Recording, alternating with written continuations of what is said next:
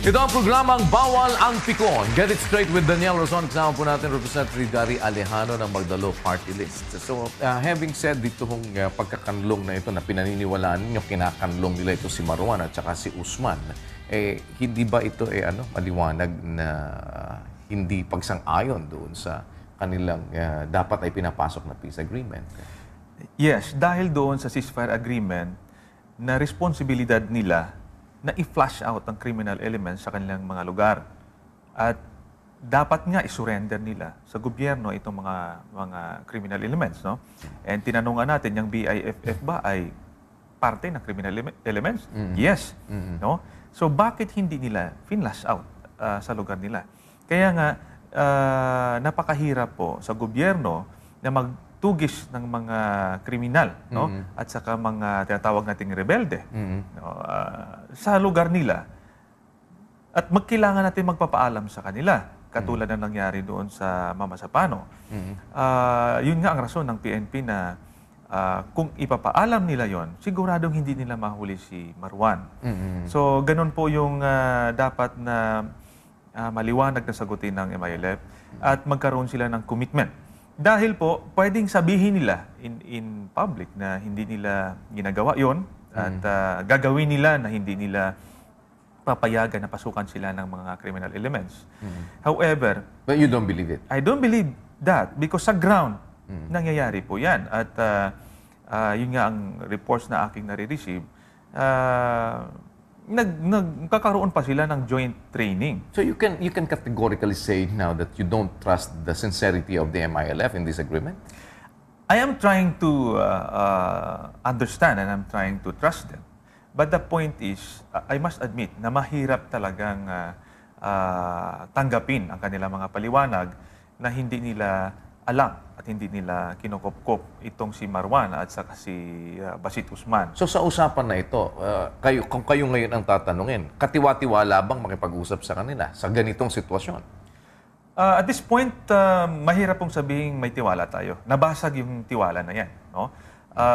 Paano kung nagkaroon ba nag-umpisa man lang ba yung pagtitiwala, considering na sabi ninyo, even before, you've been receiving reports na may nagte-training, may nagre-recruit, which is a clear violation of the peace agreement. At pagkatapos nun, naniniwala din kayo na mayroong nagagawang pagkakanlong, one way or the other, dito kay Usman at saka dito kay Marwan. So, masasabi niyo bang nagkaroon man lang kayo ng kaunting pagtitiwala even during the first time that these things had not happened yet? Sa akin kasi gusto kong maghanap ng paraan upang matapos yung gulo or at least mabawasan ang gulo sa Mindanao para magkaroon ng kapayapaan at kaunlaran sa Mindanao. Do you believe yung sinasabi na kung wala ang BBL ay walang magiging kapayapaan? Hindi po garantiya ang BBL na magkaroon po ng kapayapaan sa Mindanao. Ito lamang ay oportunidad na pwedeng magkaroon tayo. Pero sa akin ang implementation po ang napaka-importante dito. Ang batas po ay isang paraan lamang. Nadidinig daw ninyo yung mga gumuugong na naman na kudeta laban sa Pangulong Aquino? Well, narinig natin yun at inamin naman ni Secretary Gasmin na meron ng report at biniverify po nila. Hindi naman kayo kasama doon?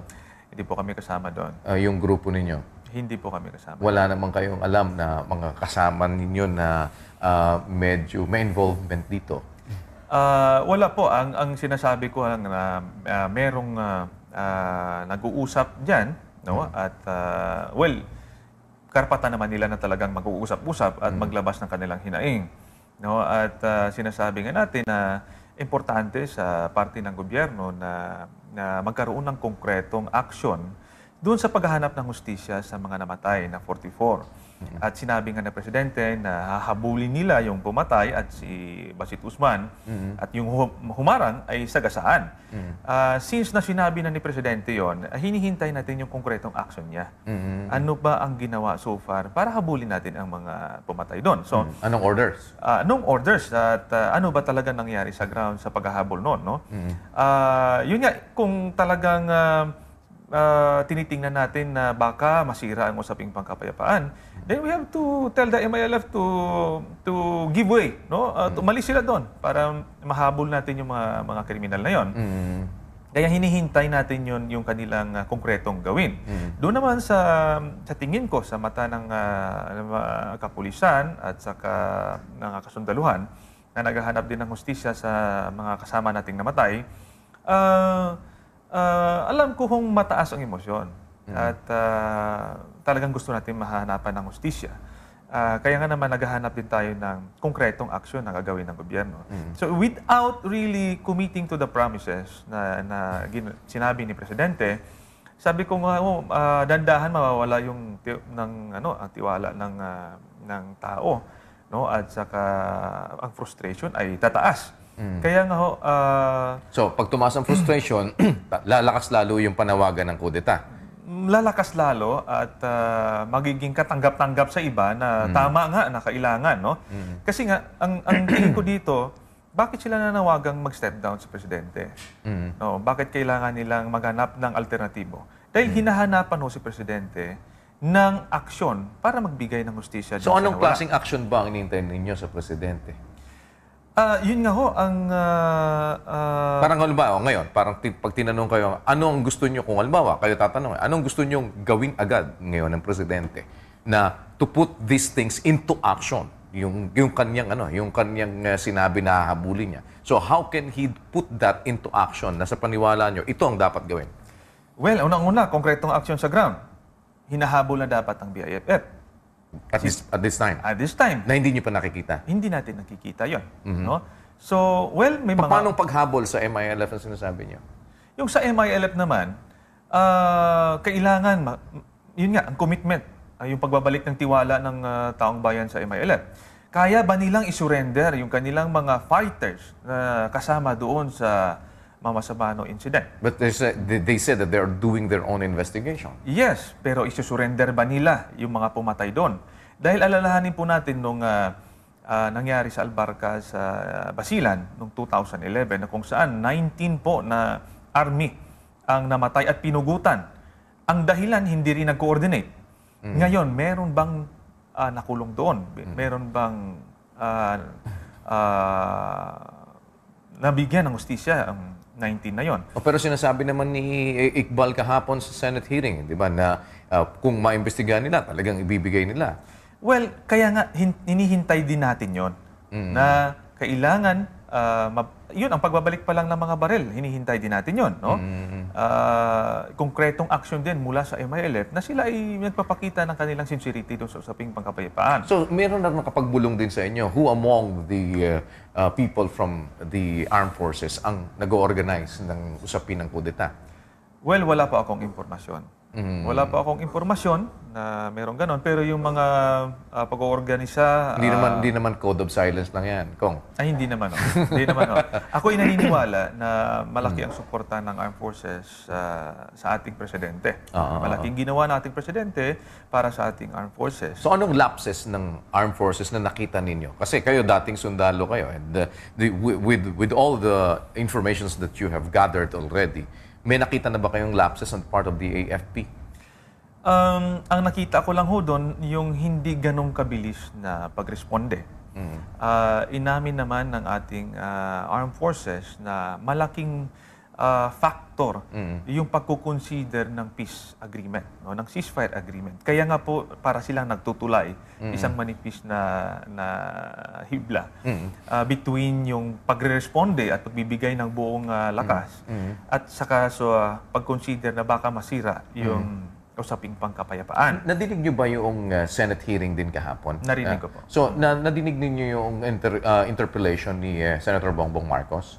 Narinig ko. When he asked kung ikaw ba ay inutusan ng direct order ng presidente mo, susundin mo ba? Nadinig niyo yung sagot ng mula sa sundalo? Narinig ko po.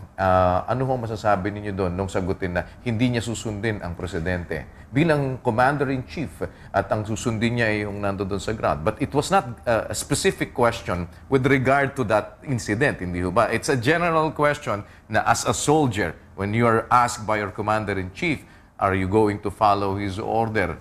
Yung order na you fire kung sasabihin ng iyong commander-in-chief. Ang sagot hindi ho. Sa akin ho, mukhang nagkaroon na ng konting confusion doon. Pero ang sagot talaga ho doon, nakita ko naman, ay yes. Dahil kahit yung commander mo na lang, no, sa batalyon o sa division, ang mag-order sa'yo, talagang yes ang sagot mo doon. No? So, ang dapat na sagot, pag in-orderan ka ng commander-in-chief mo, susundin mo, hindi. Yes, susundin ko. Pero ang sagot niya, no. Ang nakita ko naman ho, dahil nakatutok sa doon, dahil doon ang galing ang question doon sa pagsusunod ng doktrina ng fire support. No? So doon siya nakatutok at nung umakyat yung usapin na kahit yung commander-in-chief mo ang uutos, ay susundin mo ba? No? Ang nakita ko doon na gusto niyang ipaliwanag na kailangan pa rin sundin yung doktrina ng pagpa-deliver ng fire support sa beleaguered na SAF. No? Having said that, sir, of course, your commander-in-chief will not give you an order without assessing the situation. Do you believe that? Yes. There is no commander-in-chief in his right mind who will order you to do something without assessing the situation, hindi ho ba? So, if the commander-in-chief will instruct you and give you an order that is based on his assessment as commander-in-chief, and if he tells you such, then he should have analyzed everything and he knows what he is giving you, what order is he giving you, hindi ba? And sasabihin ba ninyo sa commander-in-chief niyo, no, I know it better. No. Ang sa akin, ang nakikita ko ho doon, sabi ko nga, nanggaling siya doon sa fire support issue. Yeah, but be that as it may, granting for the sake of argument na yun ang pinanggalingan. Pero remember, ang tinatanong ho dito, it's an order from your commander-in-chief who is supposed to have assessed everything. Hindi ho ba ganon? Ang sagot ho talaga ho doon ay yes. No? Ang qualification lang doon, susundin ko ang commander-in-chief, pero tinitingnan ko yung sitwasyon on the ground at mas alam ho ng commander sa ground. Ang pwede kong sabihin sa presidente, yes, Mr. President, pero ang sitwasyon sa ground ay ganito, ito pong aking recommendation. Pero hindi ka talaga magsasabing, no, I will not. Exactly. What I am saying is, you can only give your recommendations. But if, after giving your recommendation, and of course, the commander-in-chief have assessed already the situation, and he gives his order, the thing there is, you have to follow the order, hindi ba? As a soldier. Yes. So, there is something wrong with what he answered yesterday. Di kasi may mga example tayo ho. Example, sinasabi ho sa amin, you obey legal orders. Example, sasabihin, itong community na ito, bombahin mo yan. So, alam mo namang community, civilian ho yan, ang hirap pong pwede mong sabi, Mr. President, ganito po sitwasyon, mga civilian po dyan. So, darating sa decision point ang isang commander na whether to obey or not, no? But instinct talaga ho. He has to obey. But the point is, maging maliwanag sa doon. In that case, ang kanyang tinitingnan yung peace agreement, yung babatakan ay baka sibilyan at baka may mamatay doon. No? So it's puro sa mga baka pa din yun, di ba? So you're not considering now that your commander-in-chief have assessed the situation. So you are saying now, pagka ganon, parang mas alam mo na sabihin kaysa doon sa commander-in-chief mo. I believe. So parang ikaw ngayon na masusunod, hindi na yung commander-in-chief mo. Hindi naman ho. Nagre-recommend ho. Dapat magre-recommend ho kayo. A recommendation is a recommendation. If the recommendation was not accepted, then you must follow, hindi ba? Kung ako ho yung commander at maliwanag po na illegal ang order, dahil nakita ko gusto niyang tulungan, example. Pero yung pinapagawa sa akin ay klarong sa aking paningin sa ground ay illegal dahil mamamatay yung itong isang community, yung example ko kanina.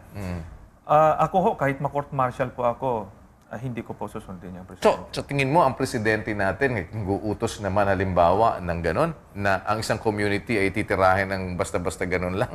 At alam na ho natin, nung nagkaroon ng people power, may mga utos si Presidente Marcos noon, no? Na i-disperse. Kaya identify. So, this is now ito ba ngayon ang pinag-uugatan kung ba't umuugong din ang kudeta sa Pangulong Aquino? I don't think so.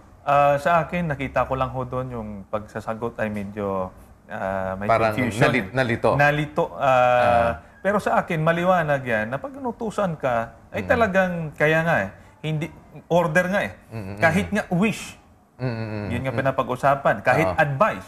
Basta nanggaling sa commander mo o sa commander-in-chief, that's an order. So ngayon ho, anong tinitignan natin ngayon na dulo nitong ginagawang investigation ng House? Ang gusto natin malaman ho doon, yung dalawa ho kasi sa party po ng gobyerno at sa party yung sa pumatay, no? Sa party naman ng gobyerno, dalawa po dyan, yung primarily yung PNP at saka yung AFP. No? Doon naman sa PNP, ano ba ang sino ba ang nagbigay ng order? No? Maliwanag na authority. Pangalawa, maayos bang pagpaplano? Pangatlo, maayos bang pag-execute ng mga plano? No? So, yun po. Sa part naman ng AAP, ginawa mo ba ang lahat para respondihan ang na-trap na PNP SAC? Dito naman ako sa kabila, sino ba talaga ang involved doon? MILF, BIFF, at saka PAGS. At mas concern ho kami doon sa MILF. Dahil sa PAGS at saka sa BIFF, given ho yun, dahil rebelde talaga yun, wala naman tayong usaping pangkapayapaan sa kanila.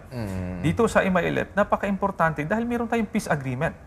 Bakit pa rin kayo nakisali doon kahit na may usaping pangkapayapaan tayo? So, tingnan natin yung extent of participation, extent of control ng leadership sa kanilang subordinate commanders na kahit sinabihan na tumigil, hindi sila tumigil.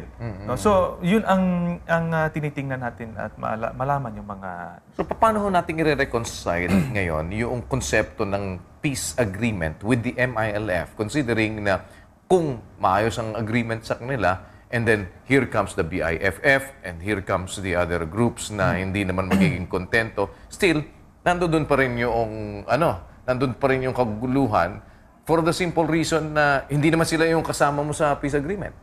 So, paano hong i-reconcile yun? Na para sabihin din naman natin na ang BBL ang magiging sagot at susi sa kapayapaan.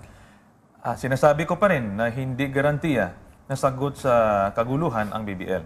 Okay. Maalala po natin noon na meron tayong peace agreement with the MNLF. Ang MILF po ay Sila siniwala. naman yung At gusto po nila ay independent Islamic State. Ngayon, meron na ba tayong peace agreement with MILF? Tumiwalag yung BIFF. At gusto po nila independent Islamic State. Kaya nga po, sabi natin, parang walang katapusan na negosasyon ito. Nung simula pa lang, initial negotiation natin with MILF, isang malaking issue po yun yung control nila sa ground. Dahil at the time, si Umbracato ay talagang nagwawala na. No? Importante na kontrolado nyo ang inyong mga forces dahil we might be agreeing on something that they will not honor on the ground. Kaya nga, yun pa rin ang issue sa kanila ngayon. Kontrolado nyo ba ang puwersa nyo sa ground? Kasi pagdating ng araw, kahit tayo ay nag-uusap, hindi naman susundin sa baba. Remember, very volatile ang situation and very crucial yung relationship. Dahil kung mayroon silang positive control sa kanilang mga commanders, kung ano po ang kanilang ibababa, ayun po ang gagawin. Ang problema, kung wala po, anytime, they can always change their patch from MILF to BIFF. Ano ang basa nyo naman doon sa sinasabi na maaaring pinagkakitaan din ng mga ibang sundalo? Itong insidente na ito. Dahil meron mga sinasabi na may mga usapin ng bigay ng Amerikano, mayroong bounty na nakapatong dito sa ano. Ano ho bang inyong investigation dyan? Meron bang lumabas tungkol dyan? Well, hindi pa masyado pinag-uusapan yun. But you're considering that as well? Well, meron yun. Pero I don't want to believe na ang ating mga sundalo at saka ating mga kapulisan ay ginagawa ang kanilang mga misyon, primarily dahil sa reward. No? Ako ho, naging parte din ng Armed Forces at hinahabol din namin noon ang mga wanted personalities na merong reward. Sa akin, hindi po yung primary yung reward. Hindi po. Ano na lang yan, secondary. Secondary na po yun. Pero pag pinag-usapan natin yung might kung may air support ang AFP, marami tayong gamit kaysa sa ano. Kung titignan ba, kaya ba natin ang lahat ng mga grupo na ito? Kung halimbawa ang pag-uusap talagang confrontation? Kaya po. So, ibig sabihin, kaya silang sugpuin? Kaya. Sa tingin ko po, kaya. Kung kayo ngayon, may mga lumabas na mga usapin ng all-out war. Would you recommend that as well? For me, hindi po kasagutan ang all-out war no, at this point. At nakita ho natin din sa leadership ng MILF na talagang ang kanilang ninanais ay kapayapaan para sa kanilang mga anak. No? At gusto natin bigyan ng kasagutan din yon. Hindi naman natin sinasabing totally scrap natin yung usaping pangkapayapaan. Kailangan lang natin makuha yung maliwanag na sagot sa kanila at maliwanag na commitment on their part. Yung hindi po yung walang bahid ng bad faith. Dahil kung meron silang sinasabing gagawin nila at hindi nila ginagawa on the ground, yun na po ang problema. So what will be the requirement then? Dahil kayo na po ang nagsasabi na nakakaramdam kayo ng bad faith at ng insincerity. Dahil sa una, hindi kayo naniniwalang hindi nila alam yung presence ni Usman at saka ni Marwan doon.